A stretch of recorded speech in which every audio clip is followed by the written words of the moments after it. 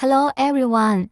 Last time we introduced roller hearth furnace with an annual production capacity of 1,600 tons of sodium cathode electrode layer oxide for the first firing. Today, we will introduce the industrialization furnace for the second firing. Let us invite Nana. Hello everyone. The annual production of this furnace is about 3,200 tons, and two first firing furnaces are paired with one second firing furnace. Its work temperature is 550 degrees centigrade and the installation time is 6 hours. The length is about 45 meters, stagger is 6 rows, and 2 layers. The top is built with hollow spherical bricks, which can effectively resist the corrosion and increase the service life. Both sides of the furnace are built with malite lightweight bricks.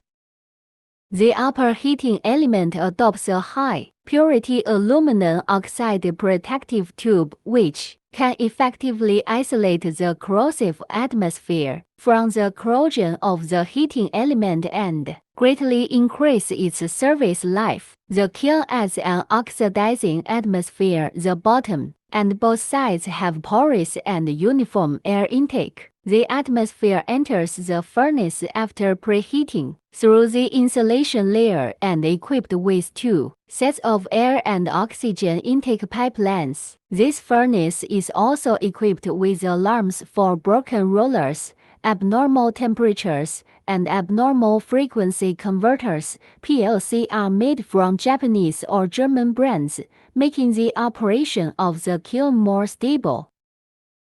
Thanks for Nana. If you need any plans or information, please feel free to contact us at any time. We will provide you with customized solutions.